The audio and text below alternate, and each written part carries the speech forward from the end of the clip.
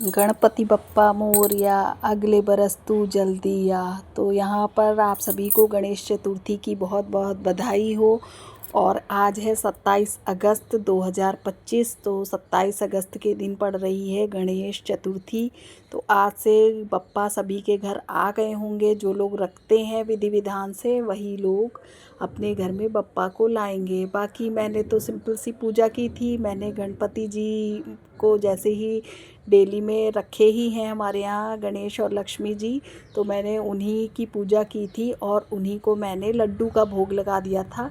मैंने बेसन का लड्डू मंगाया था, मोदक नहीं मंगाया था और ना ही मैंने बनाया। तो मैंने बेसन का लड्डू रखा हुआ था, उसी का भोग लगा दिया। और यहाँ पर दक्ष स्कूल जा चुका है और पीहू को मैं स्कूल ड्रॉप करके आई थी। उसके बाद चल रही है क्लीनिंग। तो फ़िलहाल तो मैंने बेड अच्छे से सही कर दिया है और उसके बाद लगाऊंगी मैं झाड़ू।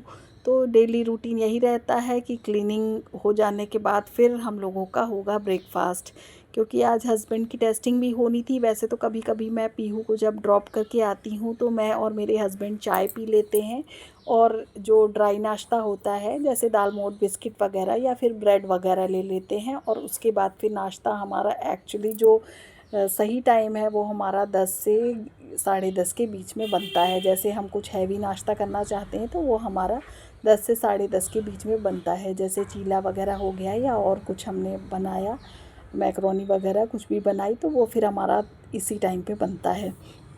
तो फ़िलहाल झाड़ू लगाते लगाते मैं बालकनी तक पहुंच गई हूँ और थोड़ा बहुत बालकनी वाला काम भी रहता है और कपड़े वगैरह भी जो है वो फैलाने थे। मैं ड्रायर तो कर गई थी पीहू को स्कूल ड्रॉप करने से पहले, लेकिन कपड़े फैलाने अभी बाकी थे तो वो काम चल ही रहा है। और बीच में मैंने टेस्टिंग वाले को भी बुला रखा तो अभी वो भी आएगा। तो इसीलिए आज मैंने चाय पहले नहीं बनाई है, पहले सब क्लीनिंग वगैरह करूँगी। मैंने 8 बजे का टाइम दिया था लेकिन आते आते उन भैया ने 8:30 का टाइम कर दिया था। और उसके बाद उनका जो पीपी है वो भी होना है, फास्टिंग वाली तो हो ही जाएगी डायबिटीज़ की टेस्टिंग, और उसके बाद ये पीपी वाली भी होनी है। तो उसके लिए फिर वो जब हस्बैंड अच्छे से ब्रेकफास्ट कर लेंगे उसके बाद फिर मैं उनको बोलूँगी, कॉल कर दूँगी तो वो आ जाएंगे।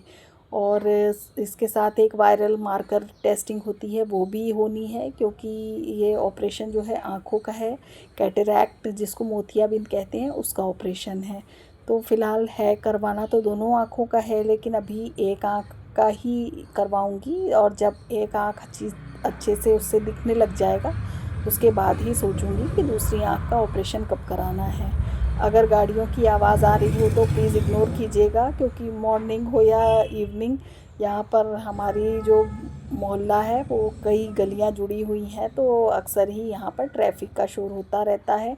बाकी जो सब्ज़ी वाले हैं और बाकी चादर बेचने वाले ये इस तरह के लोग भी आते ही रहते हैं।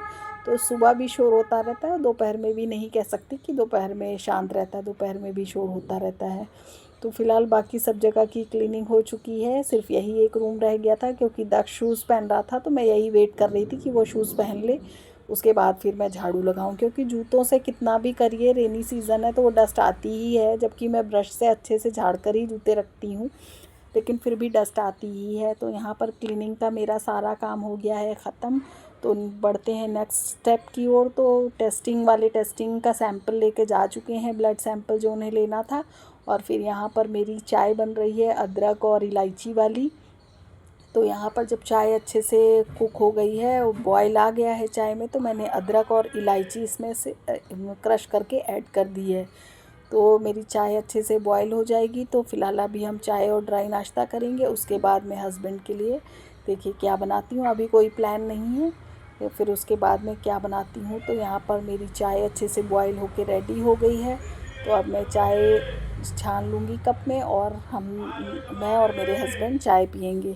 तो देखिए फिर सब्ज़ी वाले भैया की आवाज़ अगर आप लोगों को सुनाई दे रही हो तो प्लीज़ इग्नोर कीजिएगा, क्योंकि क्या करें, देखिए कद्दू लौकी भिंडी बेच रहे हैं तो यहाँ पर ये सब आवाज़ें आती ही रहती हैं।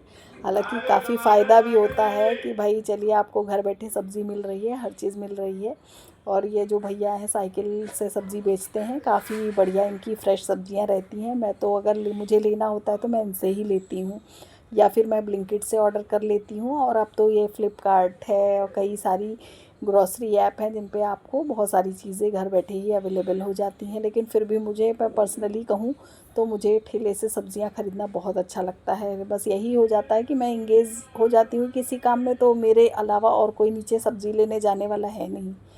तो इसी वजह से फिर मुझे ही, मैं फ्री होती हूँ तो चली जाती हूँ, नहीं तो फिर ये रहता है मैं ऑर्डर कर देती हूँ। तो यहाँ पर हस्बैंड के लिए मैंने चाय कप में डाल ली है, और यहाँ पर उनकी जो फेवरेट कश्मीरी मिक्सचर है वो मैंने निकाल लिया है, और ख़ुद के लिए मैंने चाय निकाल ली है।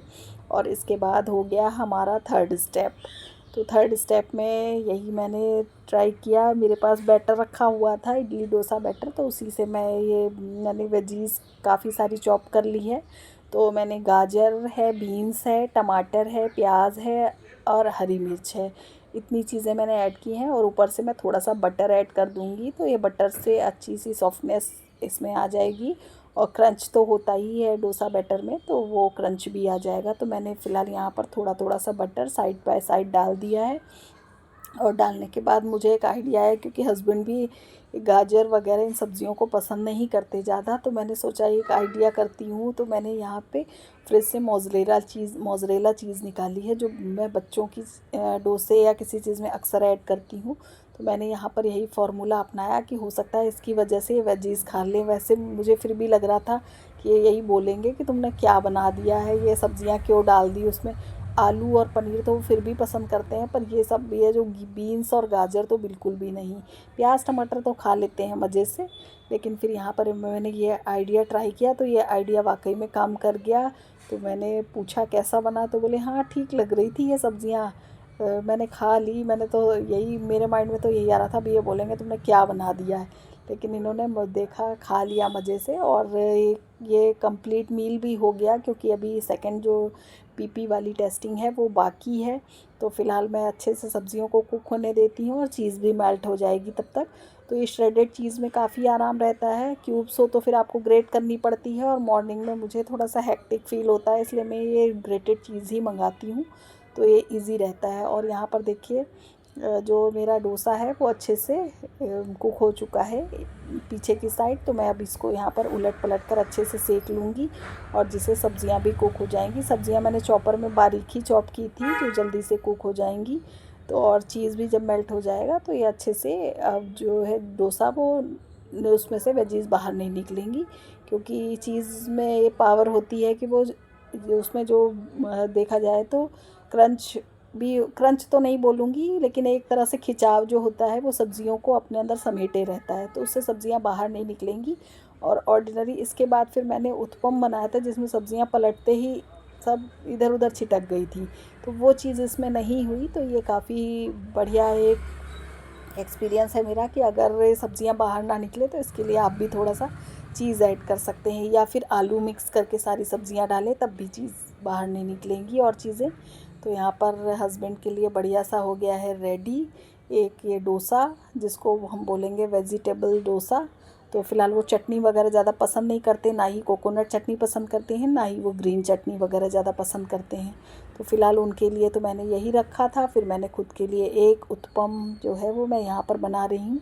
तो यहाँ पर मैंने थोड़ा मोटा ही फैलाया है, बहुत पतला नहीं किया है डोसे की तरह। तो यहाँ पर थोड़ा सा साइज़ भी छोटा रखा है, और एक ही उत्पम बनाऊँगी, क्योंकि अभी अभी मैंने चाय पी है तो पेट काफ़ी भरा भरा सा लग रहा है। तो इसी वजह से फिर मैंने एक ही उत्पम के लिए यहाँ पर बैटर फैलाया, बाकी सब सामान उठाकर मैं फ्रिज में रख दूँगी। तो फ़िलहाल इसके ऊपर भी वही सब्ज़ियाँ हैं, लेकिन मैंने बस इसको फ़ोल्ड नहीं किया था। ये फ़िलहाल मैं अपने हस्बैंड को दे आऊँगी। और यहाँ पर देखिए वही सब्ज़ियाँ दिख रही हैं, और मैंने यहाँ पर उत्पम को पलट दिया है, तो ये आपको दूसरी साइड भी सिका हुआ अच्छे से दिखाई दे रहा है। तो ये व्लॉग मैं यहीं पे एंड करती हूँ।